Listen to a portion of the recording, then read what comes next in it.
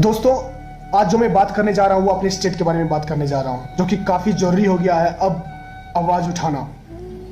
क्योंकि मैं पिछले कई दिनों से सुन रहा हूँ कि बिहार का जो है काफ़ी बेइज्जती किया जाता है, उसके नाम को लेकर के बेइज्जती किया जाता है। जब पठानकोट का हमला हुआ था तो एक नेता ने कहा था कि मैं कश्मीर के बदले में बिहार देना दूंगा। उनको उसकी औकात बताइए, बिहार की सच्चाई बताइए कि बिहार ने क्या कंट्रीब्यूट किया इंडिया के लिए नहीं पूरे वर्ल्ड के लिए। बहुत सारी स्टेट्स हैं इंडिया में, जैसे कि कर्नाटक हुआ, मुंबई हुआ, तमिलनाडु हुआ। यार यहाँ पे बिहारियों को हे दृष्टि से देखा जाता है। उनको क्यों नहीं बताते हैं उनके बिहार की सच्चाई को कि बिहार ने क्या क्या दिया है भारत को, और भारत को ही नहीं पूरे विश्व को। उनको बताइए बौद्ध धर्म जो गौतम बुद्धा जी थे, वो उनको ज्ञान सच्चाई का बिहार में ही उनको प्राप्त हुआ। जैन धर्म, उसकी उत्पत्ति बिहार में हुई है।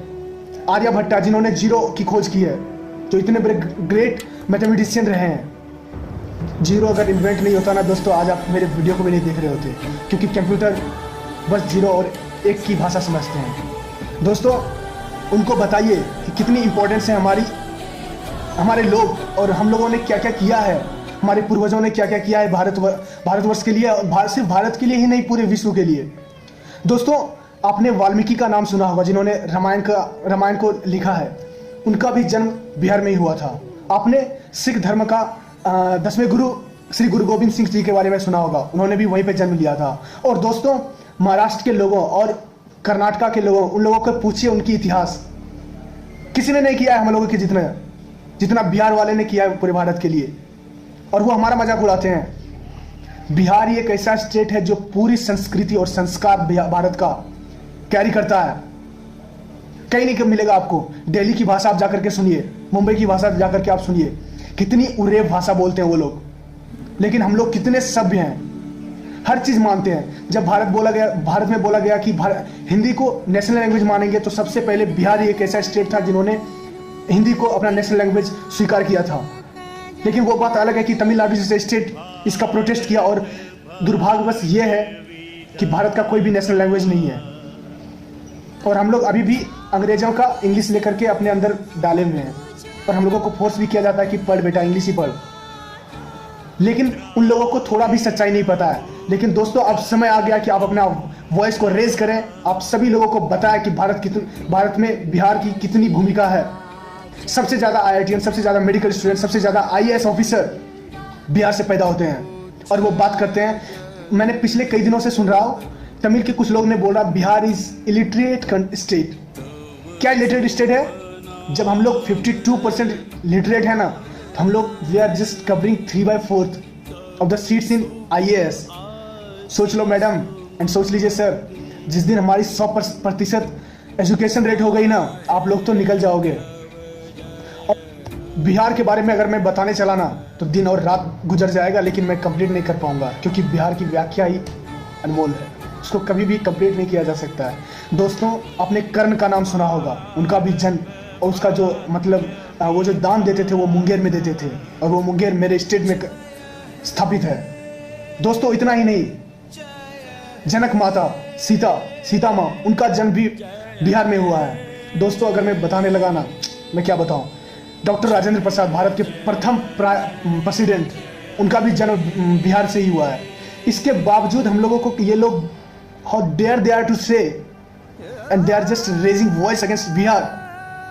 दोस्तों, अब जो है यहाँ तक चल गया है। अब बोलना बहुत ही जरूरी है, बिहार के बारे में बताना उनको बहुत ही ज़्यादा जरूरी है। इसलिए दोस्तों, उनको बताइए कि बिहार क्या चीज़ है। हम लोग जहाँ भी जाते हैं मेहनत करते हैं। मॉरिशस का जो प्रेसिडेंट है वो एक बिहारी है, and is proud to be Bihari. दोस्तों, हम लोग जहाँ भी जाते हैं झंडा ही गाड़ते हैं।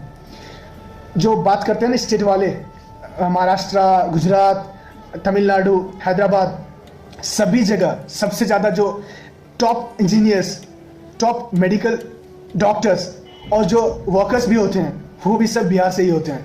आप जो इससे ही पता कर सकते हैं दोस्तों कि बिहार की भूमिका कितनी है। हम लोग ना भारत की रीढ़ हैं वास्तविक में।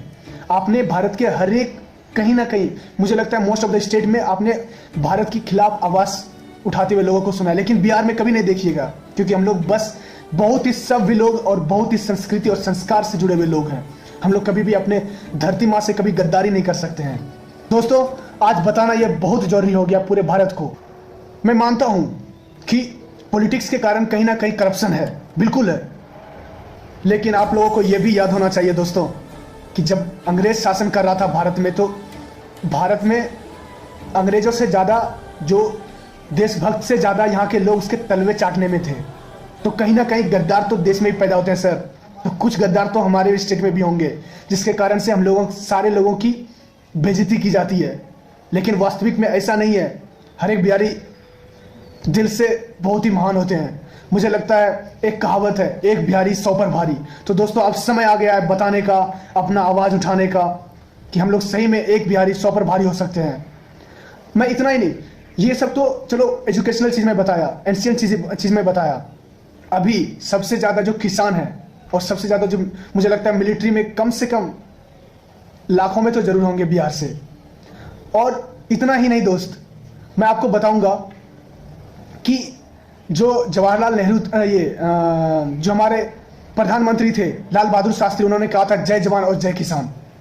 और वो दोनों चीज़ आपको सिर्फ बिहार से ही मिलेगा, क्योंकि सबसे ज़्यादा फार्मिंग और सबसे ज़्यादा सोल्जर्स में हमारा देश, हमारा राज्य ही आता है। दोस्तों, इतना ही नहीं, आप दुनिया के कोई भी कॉलेज में चले जाएं, दुनिया के कोई कोने में चले जाएं, आपको हर जगह बिहारी जरूर मिलेगा। तो दोस्तों, प्राउड टू बी बिहारी। और हाँ, मैं एक चीज़ बताना चाहता हूँ, कुछ लोग अपना आइडेंटिफिकेशन छुपाते हैं दूसरे स्टेट्स में जाकर के। बिल्कुल मत छुपाइए आइडेंटिफिकेशन, शान से बताइए कि बिहारी हूँ मैं, और उनको बताइए कि बिहार ने क्या क्या योगदान दिया है भारत के लिए और पूरे विश्ववर्ष के लिए, पूरे विश्व के लिए। तो इस वीडियो के लिए इतना ही दोस्तों। अगर मेरा वीडियो सच में आप लोगों को अच्छा लगा, आपके दिल को झंकार दिया है, तो आप मेरे वीडियो को शेयर कीजिए और मेरे वीडियो पे लाइक मारिए और कमेंट कीजिए अगर कोई बात छूट